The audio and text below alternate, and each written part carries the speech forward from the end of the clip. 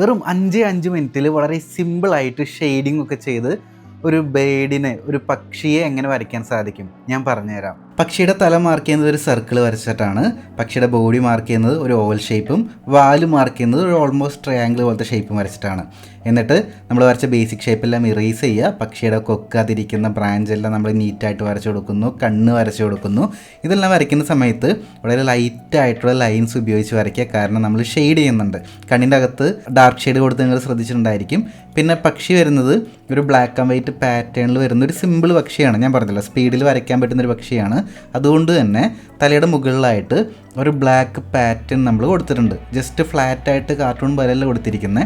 അതിനൊരു light and shade effect ഉണ്ട്. അതിൻ്റെ ഡാർക്ക്നെസ് കൂടിയും കുറഞ്ഞാണ് പാറ്റേണിൽ ഓരോ ഭാഗത്തും വരുന്നത്. പാറ്റേണിൻ്റെ ഔട്ട്ലൈൻ വരുന്ന സമയത്ത് നിങ്ങൾക്ക് ശ്രദ്ധിച്ച് നോക്കിയാൽ മനസ്സിലാവും, തൂവൽ പോലെ ചെറിയ ചെറിയ രോമങ്ങൾ പോലെ ഇങ്ങനെ ലൈൻസ് ഇങ്ങനെ വരച്ചിട്ടുണ്ട്. അത്തരത്തിലുള്ള ലൈൻസും ഷെയ്ഡും ഒക്കെ നമ്മൾ വരയ്ക്കുന്ന ഒബ്ജക്റ്റിൻ്റെ ടച്ച് ആൻഡ് ഫീൽ എന്താണെന്ന് കാണുന്ന ആൾക്കാർക്ക് മനസ്സിലാക്കി കൊടുക്കുന്നതാണ്.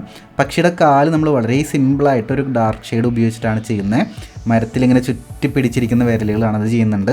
പിന്നെ ബോഡിയിൽ വരുന്ന താഴെ വരുന്ന ഭാഗങ്ങൾ ഷെയ്ഡ് കൊടുത്തിട്ടുണ്ട്. ഓവറോൾ അതിൻ്റെ ബോഡി ഉരുണ്ടിരിക്കുന്ന കാരണം ഒരു ബോൾ പോലത്തെ ഒരു ഷേപ്പ് അല്ലേ, അപ്പോൾ അത്തരത്തിലൊരു ഷെയ്ഡാണ് നമ്മൾ ചെയ്തിരിക്കുന്നത്. ആ ഒരു ബ്രാഞ്ചിനും നമ്മൾ ലൈറ്റ് ആൻഡ് ഷെയ്ഡ് എഫക്റ്റ് കൊടുത്തിട്ടുണ്ട്. അങ്ങനെയാണ് ഈ പക്ഷിയെ നമുക്ക് സിമ്പിളായിട്ട് ഷെയ്ഡ് ചെയ്ത് വരച്ച് കംപ്ലീറ്റ് ആക്കാനായിട്ട് സാധിക്കുക.